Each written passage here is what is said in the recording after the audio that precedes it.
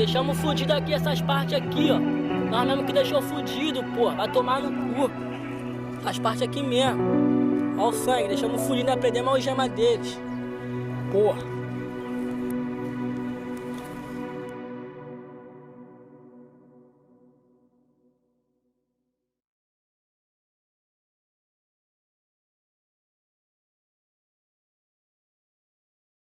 O quadro policial da década de 80, ou da atividade policial e seus riscos da década de 80, é absolutamente diferente daquele que nós experimentamos hoje.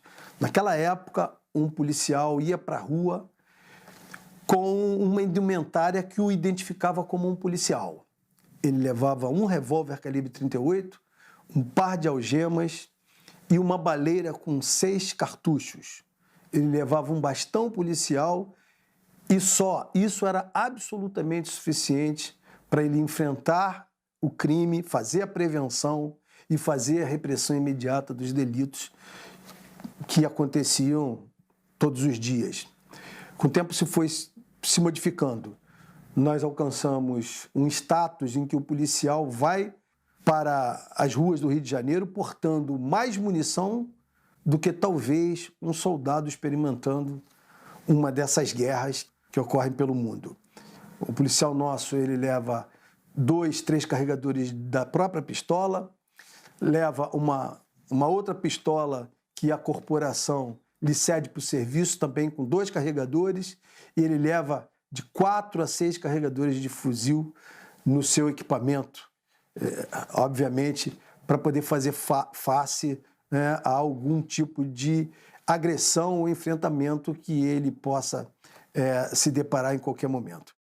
A nossa atividade daquela época, que foi a atividade que me chamou a atenção e acabou me conduzindo para a corporação, era uma atividade marcadamente policial. Hoje ela é uma atividade de guerra, tá? E de uma guerra já com uma expectativa de morte muito grande, real e imediata. A solução, sim. Existem... Acho que o país está despertando para a questão da segurança pública. Hoje, nós já verificamos que a segurança pública já entrou no cenário nacional, já existe uma Secretaria Nacional de Segurança Pública, então já tem um entendimento da questão da segurança pública num plano nacional, já se começa a ter um entendimento da segurança pública no plano municipal, então já tem toda uma tendência da questão da municipalização também da segurança pública.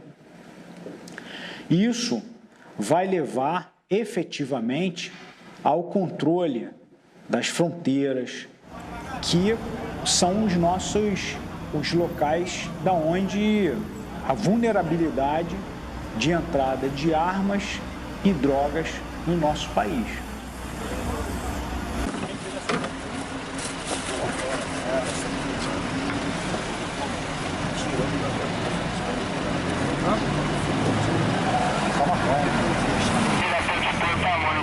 A sociedade ainda não se deu conta ainda de que atentar contra o Estado Democrático de Direito não é matar uma autoridade, matar uma pessoa específica. É matar quem representa o Estado, desde aquele funcionário mais humilde, mais baixo escalão.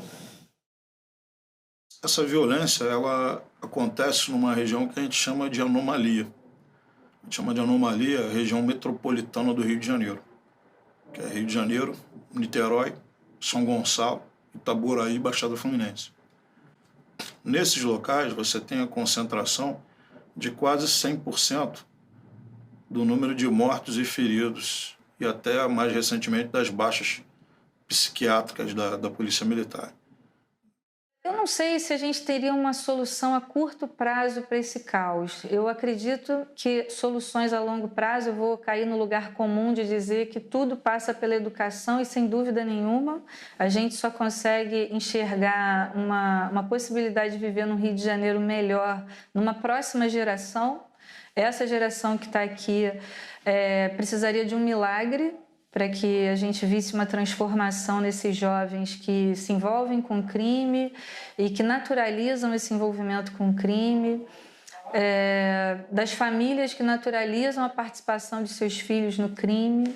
Eu acho que precisaria, de fato, de um investimento pesado em educação, em correção de atitudes. Eu não sei se a gente tem uma saída para isso, né? A segurança pública precisa, sem dúvida, endurecer as suas ações.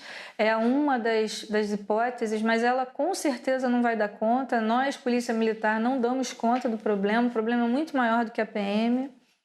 A polícia não é o órgão de solução de problemas. A polícia é um órgão de prevenção e repressão ao crime. Sozinha a polícia não vai resolver nada. É um drama terrível para a corporação. A instituição é muito mais do que uma corporação que sua pela cidade, pelos seus moradores, pelas pessoas que transitam em busca de paz e bem. Ela sangra. O nosso sacrifício é aquele, né, de levar o sangue quente e honrado dos nossos homens e mulheres para o asfalto da cidade, para o beco das favelas. Esse é um sacrifício muito grande e ele deveria ser mais respeitado. Só se registra, até hoje, como confronto quando a polícia consome munição. Quando a PM não consome munição, não há registro de confronto. Então, o que a gente tem de registro de confronto em 2016, em UPPs 1.555 confrontos, deve ter sido o dobro ou o triplo disso. Porque muitas vezes os criminosos só atiram na gente e a gente não reage. Porque você não tem alvo, não tem um inimigo para você. E ao contrário do que dizem, o policial não entra em lugar nenhum atirando a esmo. Só quando ele tem um alvo é que ele realmente atira. Cada vez mais nós estamos assim, identificando esse conceito de guerra assimétrica no que acontece no Rio de Janeiro. Até porque um lado está sujeito a todo tipo de impedimento, de ação, ou não de impedimento, não de constrangimento, mas de submissão a protocolos, leis e regulamentos que o outro não está. A assimetria já começa nisso. Um lado pode tudo, que é o lado do criminoso. Óbvio, ele pode ser alcançado pela lei, mas ele não tem preocupações morais em respeitar o que já está previsto, né, e como a sociedade se comporta diante das violações que eles possam perpetrar. E muitas vezes eu estava no terreno. Eu movimentava a tropa estando junto. Porque você só vai saber a realidade estando junto, vendo o que está acontecendo ali. Então você via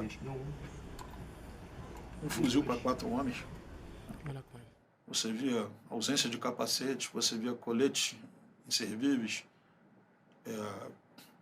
sem nenhuma higiene. Você via a tropa tendo que realizar necessidades fisiológicas, fossem homens ou mulheres. Mulheres, leiam-se aí meninas, né? Algumas muito jovens. Outros homens, leiam-se meninos também, muito jovens, não tendo nem onde ir ao banheiro. Não existia nenhuma privada na noite. Você tendo esgoto a céu aberto, você não tendo onde comer, onde beber água, onde sentar. Num cenário anterior à crise econômica e material que se abateu sobre a corporação, nós tínhamos 200 licenças novas psiquiátricas por ano. Num cenário pós-crise, nós temos aproximadamente 1.400 licenças psiquiátricas. Então, eu acho que a gente não precisa muito conjecturar qual seria o impacto dessas melhorias materiais sobre o bem-estar psicológico da tropa. A gente já tem esses números, e olhando em retrospectiva, como era o número de licenças psiquiátricas antes dessa crise material e depois dessa crise. Então, a gente acredita que a magnitude dessa influência das condições materiais de trabalho é algo realmente determinante para uma grande diferença no bem-estar psicológico da tropa. Toda cidade normal tem crime, né, em maior ou menor quantidade, mas não esse quadro desastroso de mortes diárias, de pessoas feridas por balas perdidas, de policiais mortos, de criminosos mesmo mortos, porque, afinal de contas, o ideal é que a lei os atinja, mas levando-os para o julgamento da lei. E o cárcere definitivo, esse é o ideal. Né? A resposta sangrenta nunca é a melhor. Né? Fica um trauma para toda a população. Vai encontrar tráfico de cocaína, por exemplo, na cidade de Nova York? Claro que vai. Se você procurar lá, você vai encontrar gente vendendo cocaína em Nova York, em Los Angeles, em Boston, em Londres, em Paris. Agora, será que você vai se deparar em Nova York com uma situação em que, por exemplo, num dia de semana, de manhã ou de tarde, traficantes armados de fuzil provocam um cenário em que a visitação à Estátua da Liberdade tem que ser interrompida, né? Quer dizer, por causa da ameaça representada por esses traficantes de fuzil? Eu nunca vi essa situação. Nós vimos há pouco tempo, no Rio de Janeiro, a visitação ao Pão de Açúcar, né? Ser interrompida num dia de semana, de dia, né? Plena luz do dia, pela ação de traficantes armados com um fuzil. Quer dizer, quanto tempo um traficante portando ostensivamente um fuzil andaria pelas ruas de Nova York, por exemplo? Né? Quanto tempo? Eu acho que eu apostaria em minutos, não apostaria nem em horas. Né? É evidente, né, que ele seria alvo de uma enérgica ação policial e seria considerado um alvo legítimo. Né? No Brasil, você tem aí essa ideia maluca, né, de que o policial, numa situação dessa de guerra, ele tem que, né, diante de um criminoso, em situação flagrancial, porque ele está portando aquele fuzil, isso já é, né, independente do que ele venha fazer, já é uma situação de flagrante delito, um sujeito que é evidentemente perigoso, né, você não está presumindo a periculosidade, você está constatando a periculosidade, mas você não pode atirar, você tem que ir, tipo, cidadão, por gentileza, o senhor poderia fazer o favor de me entregar? Eu estou aqui, olha, eu sou policial, estou aqui, você poderia me fazer a gentileza de me passar esse fuzil? A gente veio da época do 38. No máximo uma pistola, assim, simplesinha, o 22, 32. É com isso que a gente lidava, faca, é muito. Em determinado momento, a gente se viu diante dos fuzis e a gente teve que aprender a lidar com isso.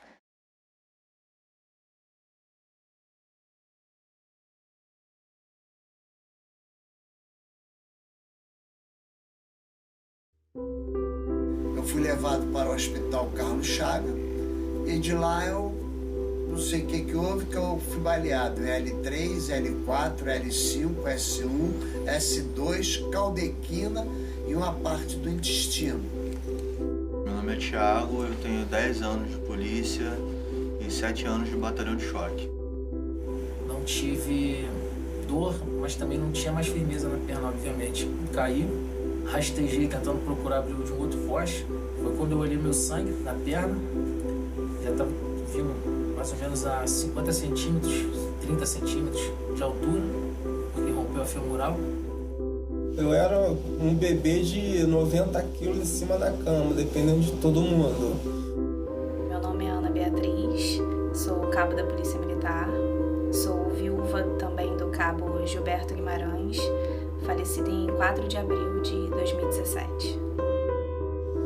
Meu nome é Rafael Cabral de Azevedo, tenho 29 anos, fiz o concurso da Polícia Militar em 2010, entrei em 2011.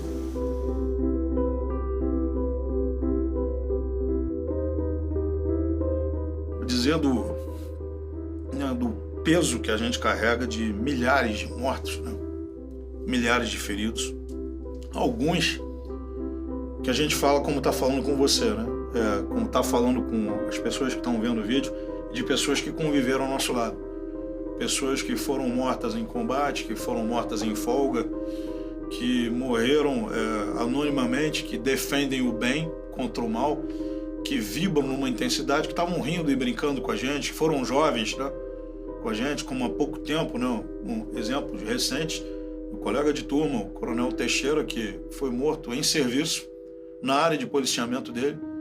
Aí não é normal a turma se reunir para fazer uma inteira, uma vaquinha, para construir um busto de bronze para ele, uma lembrança, um memorial para ser colocado dentro do batalhão. Daí poderia citar N outros amigos, praças e oficiais que ou estão feridos ou estão mutilados, né? Saiba que tem heróis vivos por aí, anônimos, mas vivos. Brasileiros que, se você conhecer a vida dos caras, você sente orgulho. Muitos estão feridos, muitos estão mutilados, muitos estão com problemas, mas mesmo esses têm espíritos mais íntegros do que os nossos, que aparentemente, fisicamente, estamos inteiros. Eu não sei quantas vezes eu fui aos cemitérios cumprir aquela difícil tarefa, porque acaba sendo assim, de participar do momento derradeiro, sepultamento de um irmão nosso de farda.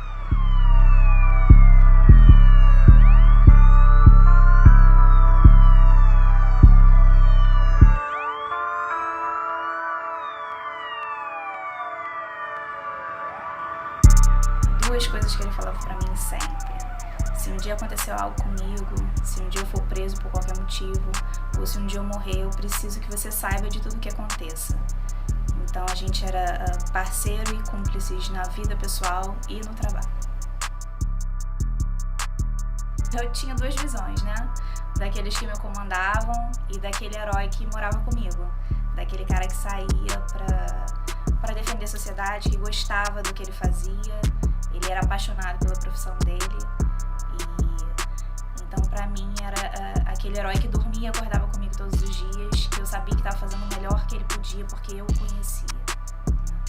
Olha, os problemas psicológicos dos policiais militares do Rio de Janeiro, eu diria que eles estão intrinsecamente ligados às condições de trabalho deles. Não é um problema psicológico, né, como na população em geral, em sua maioria, né, que a pessoa está com algum problema pessoal, algum problema na família. Também o policial também tem esse tipo de problema psicológico. Só que as condições de trabalho, pelo policial trabalhar com risco de vida o tempo inteiro, praticamente, eu diria que isso é muito preponderante para o estado mental dele, para como ele vai ficar psicologicamente. Então, as condições de trabalho do policial são determinantes para o seu bem-estar psicológico. É diferente da gente falar, assim, por exemplo, de um bancário. O que são condições de trabalho para um bancário? É a cadeira, é o computador, né? No máximo, se alguma coisa der errado, ele vai acumular trabalho, vai ficar com uma dor nas costas, vai trabalhar demais. Mas o policial, condições de trabalho significa a diferença entre a vida e a morte. Então, a gente tem que pensar, quando fala de condições de trabalho para o policial, a gente está tratando de temas centrais para a vida dele, logo para o bem-estar psicológico dele também. Perda e o ferimento de colegas próximos, eu acho que é o fator que mais afeta o policial psicologicamente. Porque para trabalhar na corporação, a gente tem que criar uma capa psicológica, uma defesa psíquica, como se a gente pudesse se sentir invulnerável. Quando a gente vê alguém do nosso lado sendo ferido ou morto, essa proteção psicológica cai. E aí que a gente percebe a nossa vulnerabilidade e a possibilidade da gente realmente vir a ser ferido ou a morrer. Então, a gente percebe que esse é um fator muito importante quando algum colega é ferido ou morto.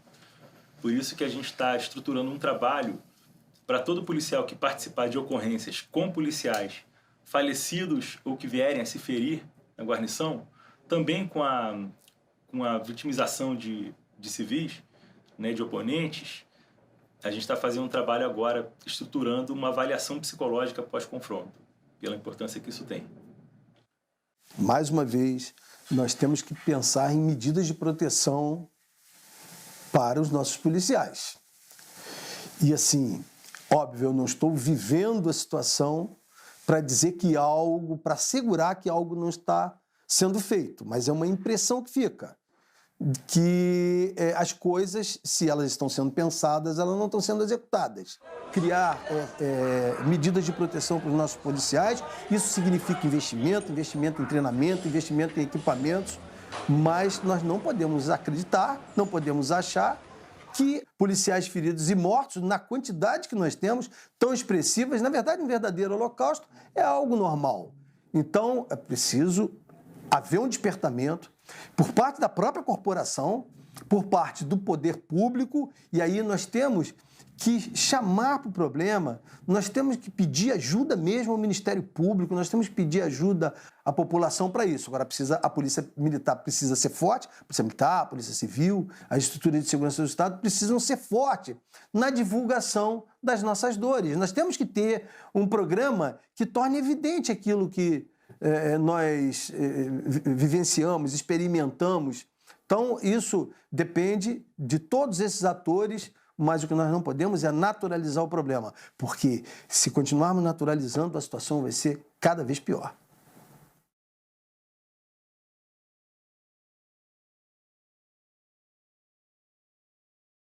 Foi uma motorista que ela foi fazer um passeio turístico na comunidade da Rocinha.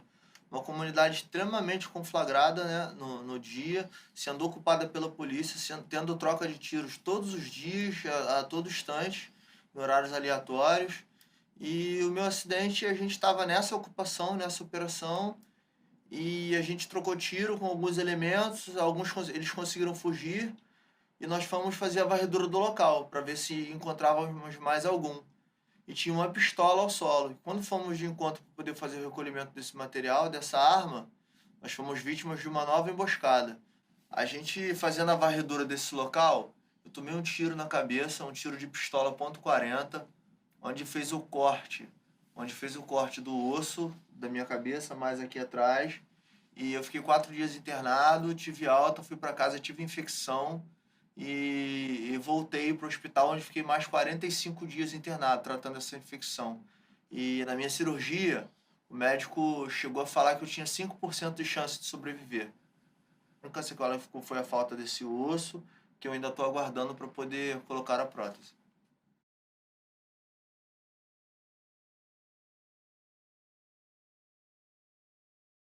A gente percebe que a Polícia Militar é um órgão muito cobrado.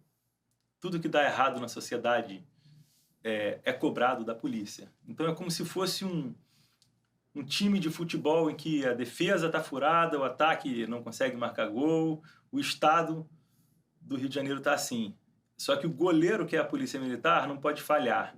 Então qualquer falha desse goleiro é muito grave. Então a Polícia Militar está sempre muito pressionada e ela própria pressiona os seus membros, que não podem falhar, que não podem errar, mesmo sem condições ideais e apropriadas, muitas vezes, de trabalho. Então a gente tem que compreender que para tudo tem um limite, a gente não tem uma resiliência infinita. Da mesma forma como a cobrança social recai sobre a polícia, e isso é compreensível, a cobrança pelo adoecimento psíquico dos policiais recai sobre a psicologia e a psiquiatria. Então, é importante a gente ressaltar que segurança pública não se faz apenas com polícia, como muito já se falou. E também saúde mental não se faz apenas com psicologia e psiquiatria. Então, a gente tem que ter condições onde a polícia não seja sobrecarregada dessa forma na sociedade, só que, uma vez que ela é sobrecarregada, que a própria polícia pense na saúde do seu trabalhador, em condições mínimas suficientes de segurança para que ele possa operar sem adoecer. A gente tem uma cultura de que o policial tem que ser o herói e tem que suportar a carga. Só que nós temos limites, né, como seres humanos. Então, esse choque de cultura e realidade vai adoecendo mais e mais as pessoas, né? Então, a gente não trabalha numa perspectiva de prevenção nem de saúde do trabalhador. A gente hoje não atrela as doenças relacionadas ao trabalho. Nós temos alguns colegas que já estão com diabetes, é muito recorrente esse tipo de doença. E a gente não tem essa cultura ainda, né, dentro da Polícia Militar, de analisar essas doenças, se elas têm relação ou não com o trabalho. Então, acho que isso é um ponto negativo. Se a gente não consegue levantar essas doenças e atrelar o trabalho, a gente não consegue trabalhar em função disso, né? A prevenção, por exemplo, né? Entre os anos de 2013 e 2016, houve uma alta muito grande nos afastamentos psiquiátricos. E isso coincide com o aumento do número de confrontos. Eu acho que a gente pode afirmar que as baixas físicas têm relação direta com as baixas psicológicas. As condições de trabalho do policial e as condições do entorno, em termos de segurança, influenciam demais no bem-estar psicológico dele. Então, a gente observou um aumento muito expressivo entre 2013 e 2016 desse número de afastamentos, e a gente acredita isso, mesmo a falência do Estado, a piora das condições de trabalho, a dificuldade de trabalho, principalmente nas UPPs. Então, tem aumentado sim. Como eu trabalho diretamente com os feridos, eles não percebem essa realidade de ficar ferido gravemente e essa sequela permanente, né? Com essa sequela permanente, ele não consegue perceber isso. Ele acha ou vai morrer ou vai viver. Hoje nós já chegamos a 70 mortos, né, nossos policiais militares, e infelizmente, daqueles que sobreviveram, nós temos hoje 93 deficientes físicos. São pessoas que ficaram com sequelas dessa violência urbana, desse combate diuturno a essa criminalidade que assola o nosso estado do Rio de Janeiro. Só de amputados, nós temos hoje 18. Cadeirantes, nós estamos chegando a 60. Temos 2 novos tetraplégicos. Então, isso tudo é muito duro para nós. A nossa profissão é parte da nossa identidade.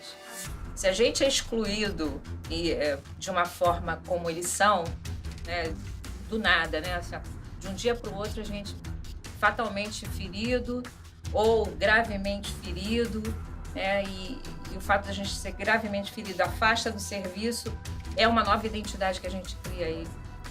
E aí isso é problemático, isso é chocante. E trazê-lo de volta é prazeroso.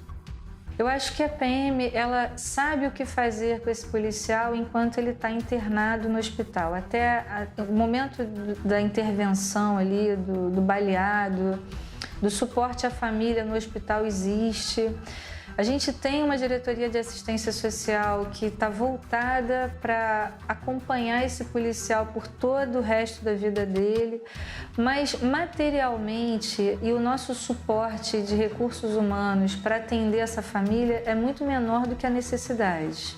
A gente não tem, quem conhece a polícia de perto sabe disso, nós não temos viaturas suficientes para ajudar na locomoção desses policiais para terapias, por exemplo, né? Se ele não tiver uma família que exerça esse papel de suporte, ele está perdido. Bebezinho, você está ajudando. Cada vez que você mata um policial ou fere um policial, você está ferindo o que tem de melhor na sociedade, o que tem de melhor no Estado. O que leva um jovem a querer ser policial, a querer ser militar, a querer enfrentar o crime, em última instância, a querer enfrentar o mal? É alguém que tem valores, tem vontade de melhorar a sociedade e tem a coragem de arriscar até a própria integridade física e psicológica nisso. Quando você fere ou mata, né, e pelo que a gente estudou, na maioria jovens e que tem ainda em torno de, pela nossa média estatística, 20 anos de serviço para tirar, né, você está tirando da sociedade gente produtiva, gente consciente, gente capaz de ajudar a melhorar o mundo. Então, quando você mata um cidadão útil como é o policial, quando você mutila ele fisicamente, quando você faz com que ele se afaste psiquiatricamente, isso tem acontecido, infelizmente, nos últimos 24 anos, 2 mortos ou feridos por dia, todo dia, há 24 anos. E nos últimos 3 anos para cá, tem em torno de 4 afastamentos psiquiátricos por dia. Então nós estamos empilhando corpos e empilhando mentes, uma em cima da outra. Cada dia que a gente passa sem resolver isso, o empilhamento continua. Então, quando você submete isso aos policiais, você está ceifando boa parte do que existe de melhor na sociedade. O coração de um voluntário, o espírito de um voluntário, é algo de muito importante. Quer o melhor para a sociedade, está se arriscando ali. Polícia não é só uma atividade, eu vou para um emprego para receber, não, você mexe com teus valores. Depois que você internaliza isso, teu olhar muda, tua maneira de agir muda, tua maneira de pensar, de andar muda. Quem realmente é policial e internalizou isso sabe o que eu estou falando. Então você encontra ainda muitos dos nossos, mutilados fisicamente, mas mais íntegros do que a maioria das pessoas em termos de espírito. Eu tenho muitas referências na Polícia Militar, principalmente por ter tido o objetivo, por muitos anos, de fazer parte da tropa do BOP, que é a mais especializada, mas não seria injusto se eu não visse as pessoas que deram a própria vida para salvar a minha como meus reais heróis, pessoas que em nenhum momento colocaram salário, colocaram família, colocaram qualquer outro tipo de dificuldade para impedir que eles estivessem lá no meio do fogo real para poder salvar um irmão de farda apenas pelo juramento que fizeram. Então, a minha equipe, a Ala Bravo da Vila Cruzeiro, são as pessoas que eu realmente considero os heróis dessa corporação. Isso de forma genérica, porque eu acho que a partir do momento que qualquer policial se dá o direito de vestir essa farda, de colocar um X no seu próprio corpo, eu acho que isso já é um ato heróico. Alguém que se sujeita a ser morto apenas pelo que é, pelo salário que ganhamos, pela sociedade que defendemos, eu acho que todos já somos heróis.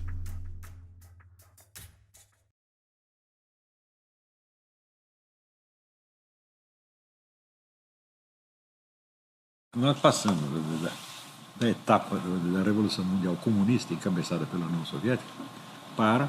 Isso aí sofreu um upgrade nas últimas décadas. Quer dizer, a iniciativa do movimento revolucionário hoje está na mão de 3 grandes forças, que são o globalismo ocidental, são mega empresas, mega bilionárias, etc., que sonham com uma sociedade totalmente planificada e totalmente controlada, que é socialista, no fim das contas, o pessoal islâmico e o velho esquema russo-chinês. Então, os 3 apostam numa sociedade totalmente controlada. Os 3 são contra a liberdade humana. Quando o esquerdista se apresenta como porta-voz do povo, do proletariado, lutando contra os grandes capitalistas, essa imagem é a inversão exata da realidade. A esquerda hoje não passa, vamos dizer, do agente do metacapitalista. E, automaticamente, o pessoal da esquerda, da direita, conservadora, etc., passa a ser o porta-voz dos interesses populares, o que eles chamam de populismo. Então, hoje nós temos o populismo de direita versus o elitismo da esquerda. Para esse elitismo, esse pessoal elitista, vamos dizer, eles estão se reunindo, conversando, e tramando coisas desde o começo do século XX, não é uma coisa improvisada. Você vê que por volta de 1910, 1920, eles já tinham sistemas de cooptar, através de bolsas de estudo, todos os principais intelectuais para fazer estudos para eles. Por exemplo, se você pega toda a carreira do Arnold Toynbee, o livro do Arnold Toynbee, Estudo de História, ele não é um livro de história, ele é um livro de estratégia. Como destruir uma civilização, ele mostra ali como é que se faz. Todo esse pessoal, vamos dizer, intelectualidade dos anos 20 e 30, quem não estava diretamente subordinado ao movimento comunista, estava subordinado a este esquema, que não é comunista, mas é socialista. Certo? Então, é um poder avassalador. Então, eles estão empenhados em demolir as nações independentes para poder subordinar tudo a um organismo internacional, sob o comando deles.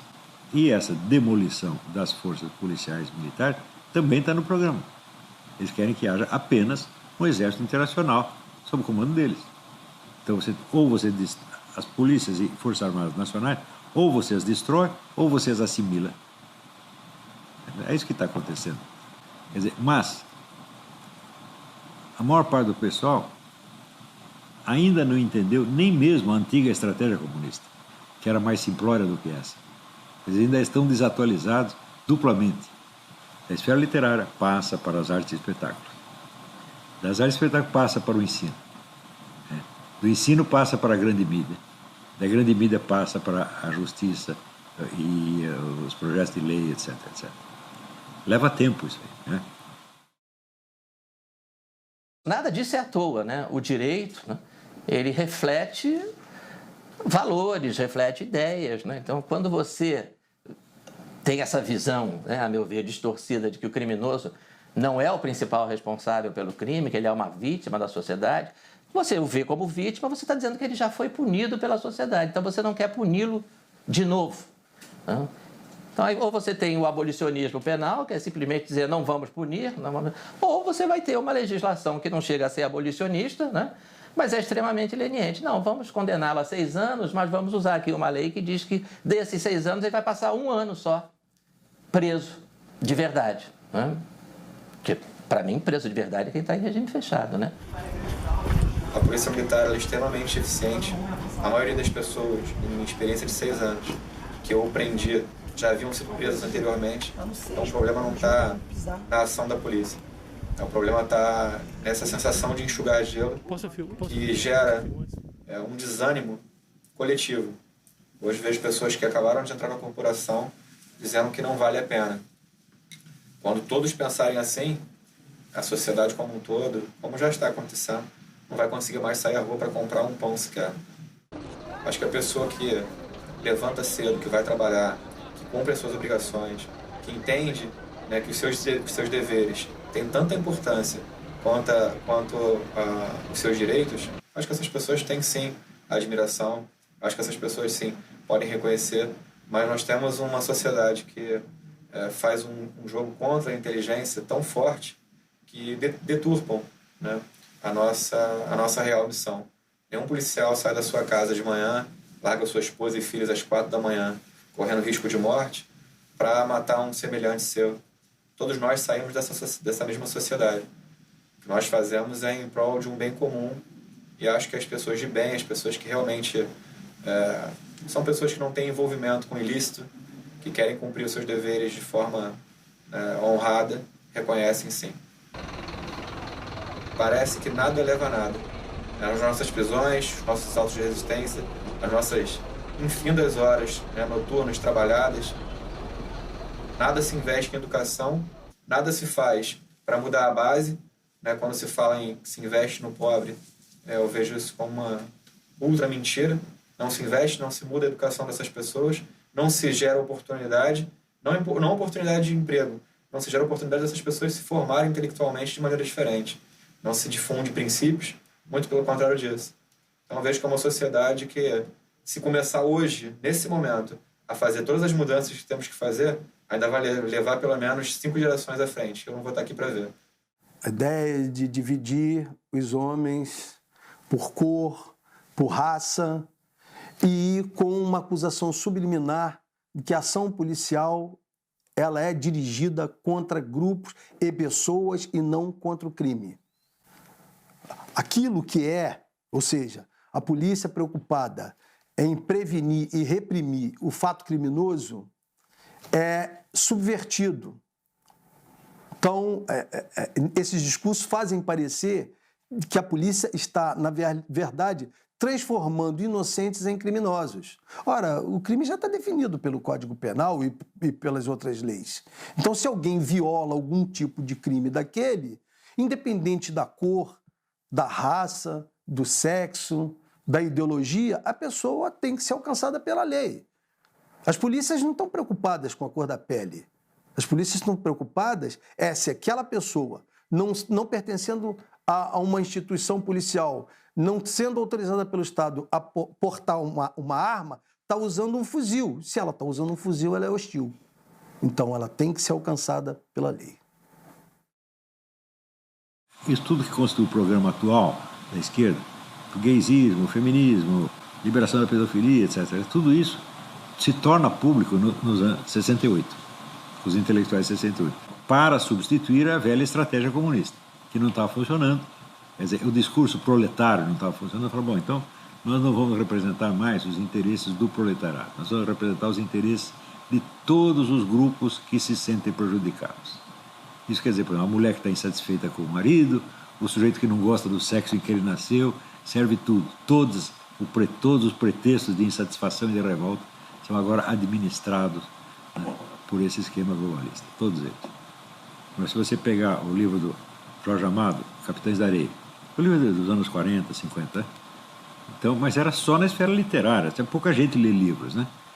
Mas dali a coisa vai ampliando por círculos concêntricos.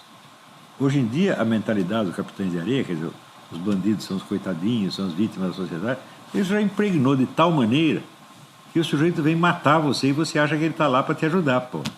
As pessoas ligadas a essa corrente, né, que são, normalmente têm uma visão ideológica relacionada aí com a extrema-esquerda, elas costumam se referir depreciativamente a nós aqui, as pessoas que pensam como eu, né, que tem que prender sim, que prender resolve, que a impunidade é a maior causa da explosão de criminalidade no Brasil, né, e o problema não é prender demais, né, é prender de menos, é não prender. Então essas pessoas de setores da extrema esquerda costumam se referir a nós como de forma depreciativa, né? Não, isso aí é a turma da lei e ordem. Aí você começa a pensar o seguinte, no momento em que dizer que alguém defende a lei e ordem é um comentário depreciativo, né? Então, o que está acontecendo, né? Não, eu não gosto de você não, porque você defende a lei e a ordem. Né? Você tem que perguntar, você defende o quê? Né? Você defende a anarquia, a desordem, né? o homicídio, o roubo à mão armada. O discurso ideológico que procura desvalorizar e desumanizar a polícia interessa a quem? Ao crime, a cultura do crime. Você desumaniza a polícia, o policial, e humaniza o bandido, humaniza o criminoso. Inverteu. Mas é típico do pensamento marxista, né, de inversão. Isso é subversão. Isso é um caso típico de subversão. Desumaniza o policial militar no Brasil é tratado pior que cachorro. Tem gente que defende mais animais do que um policial militar. Então você tira toda digamos, a humanidade do policial, como se ele não tivesse uma família, não fosse um ser humano, e transfere tudo isso para o bandido, para o criminoso, por interesses políticos, econômicos, culturais, etc. Fizeram uma transposição. Esse é o problema. Matou mais um policial, tem outro. Faz concurso, bota mais policial, morre mais, faz concurso, bota mais. É assim. É como se fosse um almoxarifado. Sempre para facilitar o crime. Sempre para pavimentar e dar condições melhores de trabalho para o crime. Esse é o problema. Então, culturalmente, o Brasil é um país pró-crime, pró-criminoso. Essa é que é a verdade. Então, por isso que a educação não decola, a ciência e tecnologia não decola, está tudo parado, a economia não decola. É tudo pró-crime. Normalmente vem com o apoio ideológico da esquerda. Isso aí é tipicamente de esquerda. De esquerda. Eu falei, episodicamente, gente da direita se une porque quer ganhar dinheiro também, porque também trafica, porque também consome. Então, estão juntos. Mas a clivagem maior é do ponto de vista ideológico. Eles vivem uma grande contradição, porque eles são pró-drogas, mas querem sobreviver a algum arrastão, a algum assalto num túnel, num sinal. Eles não querem tomar um tiro no sinal. Mas, ao mesmo tempo, então eles vivem um dilema. Eles apoiam o bandido, mas também não querem ser assaltados, não querem ser mortos, não querem ser feridos. Nem a eles, nem as mães, os pais, os filhos, etc. Essa é uma contradição insolúvel. Insolúvel. Por isso é que eles fazem a grande proposta furada de que a violência será derrotada o dia que se legalizar todas as drogas. Você encontra países da África subsaariana, da Ásia, que você tem índices de desenvolvimento humano muito abaixo dos índices de desenvolvimento humano do Brasil e até mais especificamente do Rio de Janeiro. Só que as leis lá são duras. Então você tem penas graves que fazem com que o cidadão, mesmo sendo muito mais pobre, mais humilde e menos culto e menos assistido do que o carioca, mas caso ele cometa o crime, ele sabe que vai ser capturado, vai ser localizado e vai ser duramente apenado. Então existe esse viés, o apenamento tem que ser duro. Mas existe outro viés que a gente também não pode desconsiderar. Tem que haver investimentos em educação, em cultura, em arte, em lazer, em saúde. Aqui você tem a conjunção dos dois fatores. Você não tem os investimentos devidos pelo Estado nas áreas de vamos dizer assim, de evitar que a fábrica de criminosos se mantenha, acabar com a linha de produção. E você, ao mesmo tempo, tem leis brandas e aquilo tudo que eu citei do garantismo do criminoso. Essa conjunção de fatores muito perversa e ainda a falta de exemplo que a gente tem, infelizmente, na nossa sociedade. A sociedade, principalmente a carioca, ela vive dentro de uma cultura criminosa. Ela vive dentro de uma cultura criminosa. Em qualquer rua que você chega, tem gente que sabe onde comprar carga roubada, por exemplo. Entendeu? As pessoas compactuam com isso. Esse argumento de que a pobreza gera a criminalidade. As pessoas que usam esse argumento vão continuar escondendo o criminoso atrás desse pessoal pobre. E quando eles fazem isso, quem mais sofre é esse pessoal pobre. Quando eles dizem que a polícia não pode entrar, que é a polícia que leva a violência, eles na verdade estão escondendo o criminoso atrás de gente que precisa da polícia ali dentro.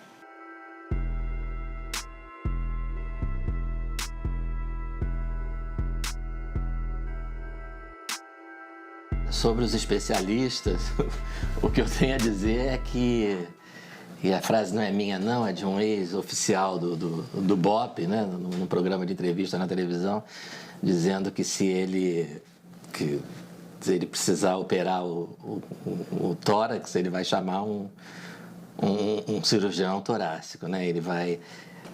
Quem especialista em cirurgia torácica é quem opera tórax.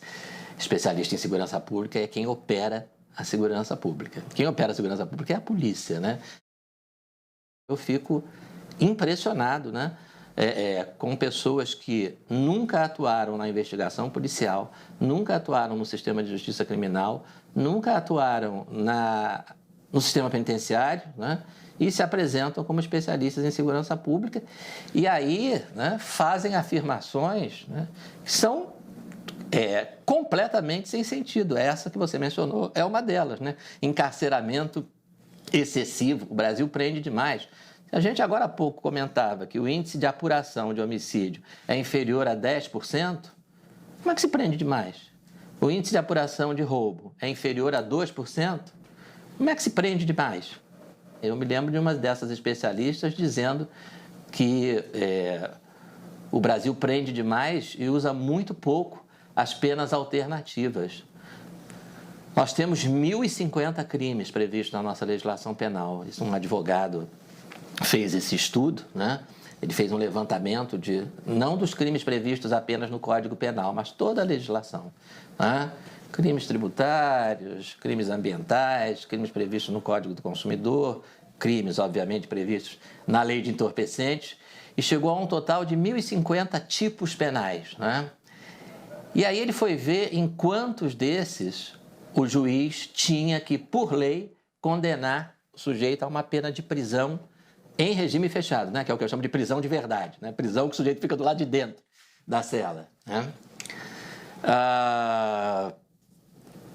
28 crimes, num conjunto de 1.050. Em todos os outros, o juiz tem...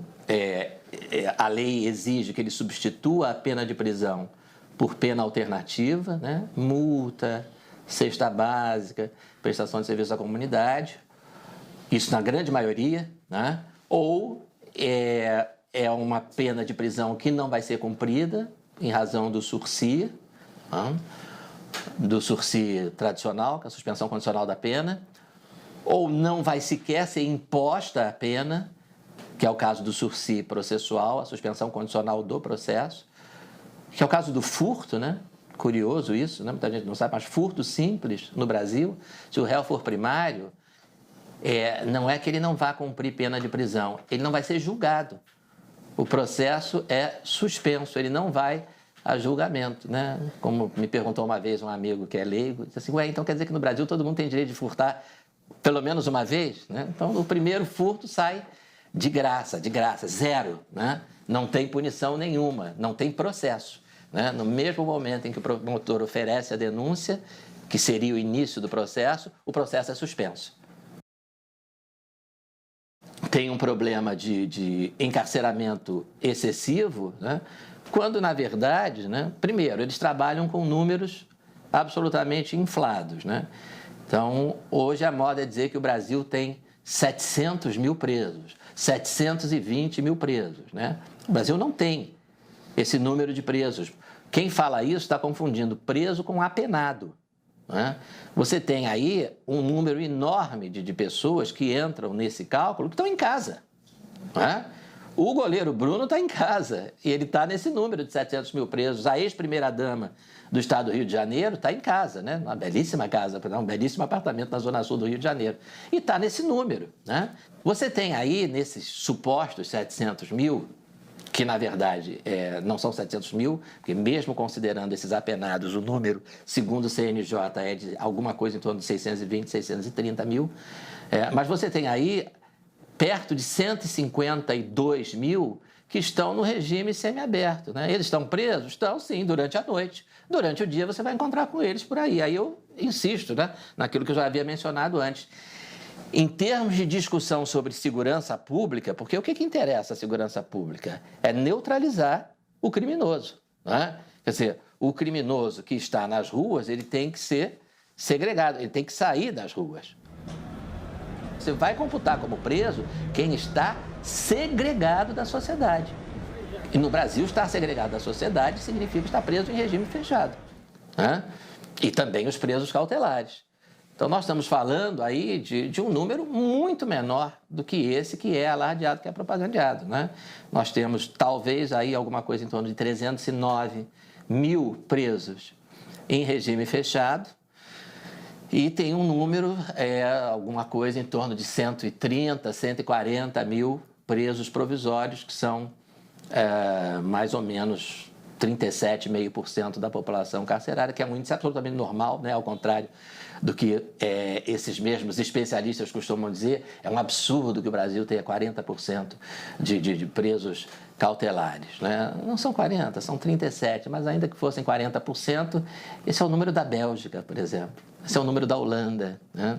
Esse é um número superior ao da Itália, né? Que são, nós não estamos falando de países autoritários, ditaduras do terceiro mundo. São países de primeiro mundo que trabalham com esse mesmo percentual de presos aguardando o julgamento. Então, há uma série de mistificações. O Brasil é o terceiro país que mais prende no mundo. O Brasil é o terceiro país que mais prende no mundo, se você levar em conta a população absoluta. O Brasil é o quinto país com maior população do mundo, né?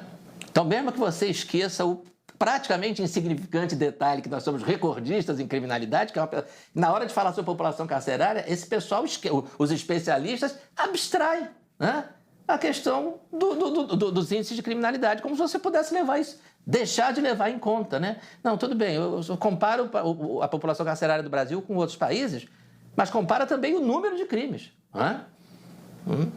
E aí você vai chegar à conclusão de que talvez, né, seja de se estranhar o fato de nós estarmos atrás dos Estados Unidos em número de presos, né? Os Estados Unidos têm mais presos do que o Brasil. Aí, será que não deveria ser ao contrário? A taxa de homicídios por 100 mil habitantes por ano lá é de 5 homicídios por 100 mil habitantes. Aqui é de 30 na média, né? Porque já tem lugar aí que já passou dos 40. Então, deveria ser o contrário, né? Não faz nenhum sentido você dizer assim, o Brasil tem mais presos, tem um número de presos maior do que Portugal. Ué, o Brasil tem 200 milhões de habitantes, Portugal tem 10 milhões.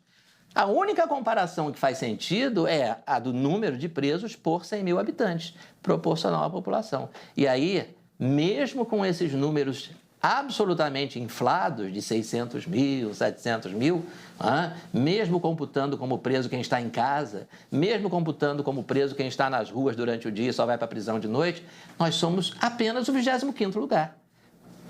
Para um país que é recordista de homicídio, recordista de roubo, recordista de um monte de coisa, né? Recordista, a gente de vez em quando esquece de falar isso, né? Recordista de crimes de trânsito, né? Recordista de mortes no trânsito, 25º no ranking mundial de população carcerária, não, absolutamente não é uma posição que nos permita dizer que há um encarceramento excessivo. Essa confusão, às vezes feita por falta de informação, às vezes de forma deliberada, né? Essa confusão entre superpopulação carcerária, que é um problema real, inegável, né? E encarceramento excessivo. São coisas completamente diferentes. Superpopulação carcerária significa que nós temos um número de vagas que não cresce há anos e que é insuficiente, né, para o número de presos que nós temos, considerando os nossos índices de criminalidade. Então, nós não prendemos demais, pelo contrário, nós prendemos menos de 8% dos homicidas, menos de 2% dos assaltantes, né?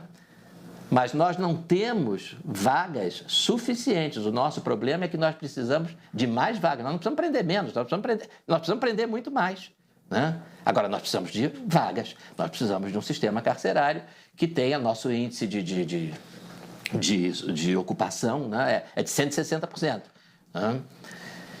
Que, evidentemente, não é, embora seja um quadro longe de ser raro no mundo, né? Você tem praticamente todos os países que não são de primeiro mundo com índices de ocupação superiores a isso, ou por volta disso, 60%, quer dizer, você tem 60% a mais de presos do que você tem de vagas. Agora, uma coisa muito interessante, a gente estava falando sobre ideologia, né? Todas essas ONGs que fazem campanha contra o suposto encarceramento excessivo, né? Um problema inexistente que elas inventaram, né? Sabe a outra coisa que elas fazem campanha também? Contra a construção de novas vagas. Elas se reuniram, mais de 40 ONGs, num negócio chamado Agenda pelo Desencarceramento, e levaram ao Palácio do Planalto, foram recebidas em audiência pela então Presidente da República, né, uma pauta da Agenda de Desencarceramento. Isso aí está publicado nas redes sociais. E o primeiro ponto é, em forma de palavra de ordem, nenhum real gasto com construção de novas vagas no sistema penitenciário. Né? Não queremos nenhum real gasto. Prender não resolve. E aí, essa agenda foi lançada em novembro de 2013, se a minha memória não falha. E aí você chega no início de 2017, as mesmas ONGs fazem uma campanha, talvez vocês tenham visto, mostrando presos amontoados numa cela. Os presos eram modelos, né? Eram presos fake, a cela era fake, era tudo fake. Mas, enfim, dizendo as condições carcerárias no Brasil são desumanas, né? Por culpa do encarceramento excessivo, não podemos continuar com isso, precisamos desencarcerar quem não precisaria estar preso. Então, vejam como a coisa é planejada mesmo, né? Quer dizer, em 2013, 2014, você faz uma campanha de boicote, você vai ao presidente da República dizendo: nós exigimos que não seja gasto nenhum real em construção de novas vagas no sistema carcerário. E aí, em 2017, você faz uma campanha, evidentemente você omite essa sua agenda anterior e diz: olha, os nossos cárceres estão superlotados. A solução é soltar, a solução é desencarcerar. Uhum.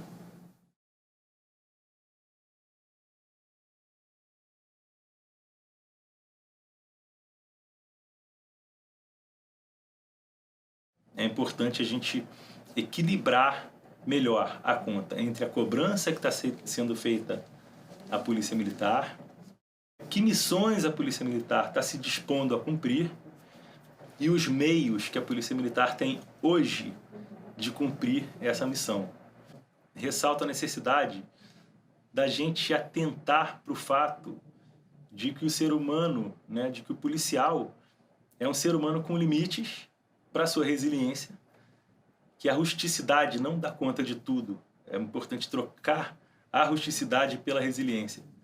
A resiliência tem limites. Mas a gente atentando para a resiliência, a gente pode levar o homem muito além do que a gente imagina. Só que se a gente ignora os limites dessa resiliência, a gente quebra o ser humano. E com isso a gente fica incapaz de cumprir melhor a nossa própria missão. Grande esperança são os vocacionados. Minha grande esperança são aquelas pessoas que querem fazer a diferença. Porque elas, se se vitimarem, vai ficar assim, que nem eu. Vai ficar reservado, vai ficar em casa, torcendo para alguém. Se 10% do que você foi na rua. E se você dava 100% de si, você começa a cobrar 100% de todo mundo. Eu diria que eu sangraria mais 20 vezes. Eu perderia mais uma perna, perderia mais um braço. O que eu faço não é por dinheiro, meu salário não é digno em 12 avos da missão que eu cumpro. Eu faço isso aqui porque eu tenho um filho de 4 anos, porque eu tenho esposa, mãe, pai, irmãos, amigos, pessoas que frequentam a mesma sociedade e que, sem ter, né, o policial militar, sem ter esses lobos para ir para a rua, para impedir o mal de chegar, essas pessoas não teriam o mínimo de liberdade. O que eu fiz, eu faria novamente, porque eu não fiz com nenhuma vantagem pessoal. Eu fiz, né, pelo todo. Eu fiz pela minha família, pelos meus amigos e para pessoas que eu nunca nem sequer vi na vida. Primeiro, agradeceria, do fundo do meu coração, obrigado a você que tem vocação suficiente para se dispor a parar numa cadeira, a perder um membro, a morrer, a ser esquecido em segundos por uma sociedade que, né, em sua maioria, admira, mas é silenciosa, e que uma minoria que grita, né, favorável justamente ao errado, ao ilícito, vai prevalecer na sociedade. Você não vai ser reconhecido, no entanto, você vai ter a sensação do dever, algo que preenche o seu interior de uma forma que eu não consegui encontrar em outra profissão. Se preparem, mantenham os seus princípios, porque se há uma coisa que vale a pena na polícia, é você poder chegar e sair de cabeça erguida e poder ser reconhecido pelos seus pares como alguém que cumpriu a sua missão, né, de forma real e verdadeira. Temos todos os motivos para nos corromper, mas temos um, né, para não, que eu acho que é a hombridade. Lembrar, né, a obra de um grande psiquiatra americano que há 40 anos se dedica ao estudo da população prisional nos Estados Unidos, né, professor Stanton Semnal, que tem um livro que, infelizmente, ainda não foi traduzido para o português, que é o Inside the Criminal Mind, Dentro da Mente Criminosa. E o professor Semnal nos diz o seguinte, que ele entrou, né, logo depois de se formar, ele ingressou no sistema prisional americano com a firme convicção de que a causa da criminalidade era a pobreza, era a desigualdade social, era a falta de acesso a boas escolas. Ele tinha isso como uma convicção muito forte. E ele, então, começou a entrevistar criminosos e a perguntar como foi a sua vida, como é que você foi, por que você cometeu esse delito. E ele, então, faz uma observação que eu acho interessantíssima, né? Embora seja a coisa mais simples e mais óbvia do mundo, ele diz assim, eu então descobri que quase todos os criminosos com os quais eu conversava tinham irmãos. Tinham um irmão, uma irmã, vários irmãos, várias irmãs, pessoas que cresceram na mesma rua, não é?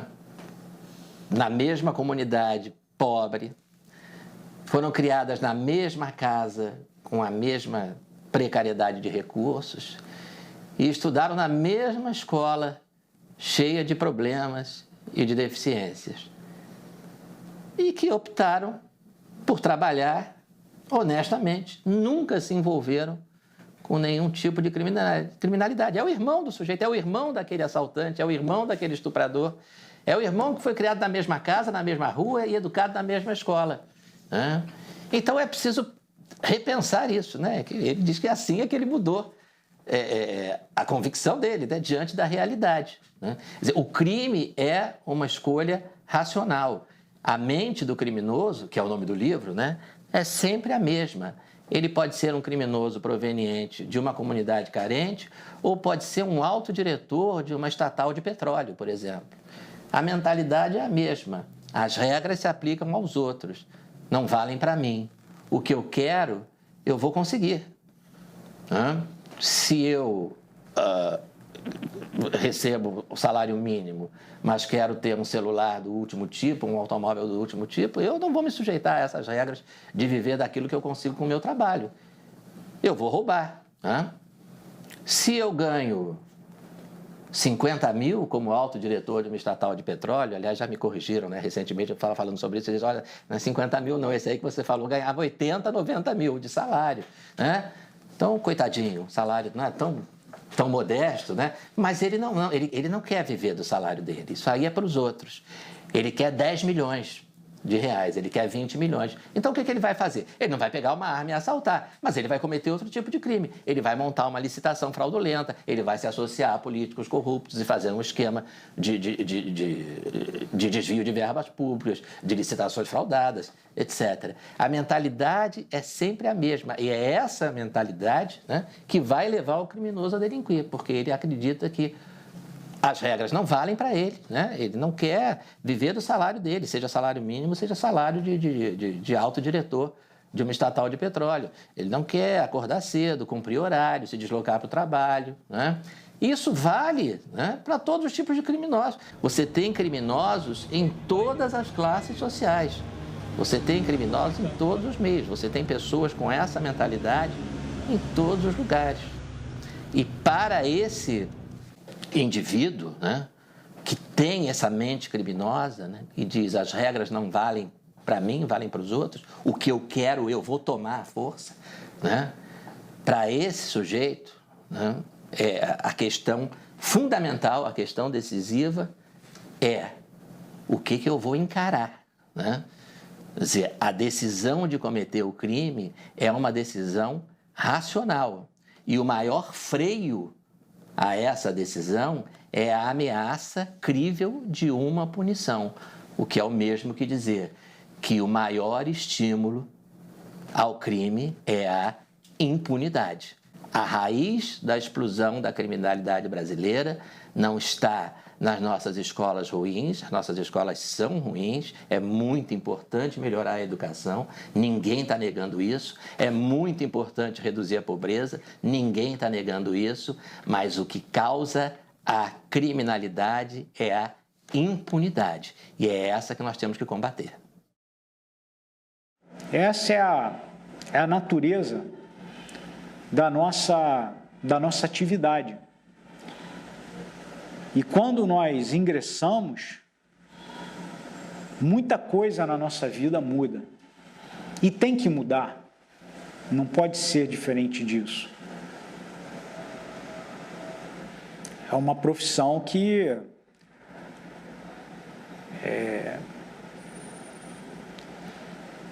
tem determinadas ações que dá muito orgulho, dá muito prazer.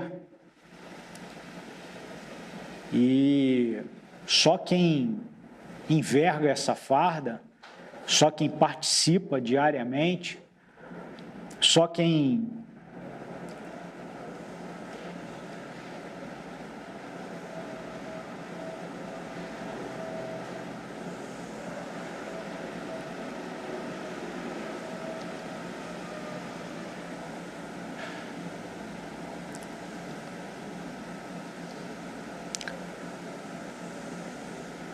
Só quem vê o choro da família de um policial morto, só quem sepulta os seus sabe o que é. Mais ninguém.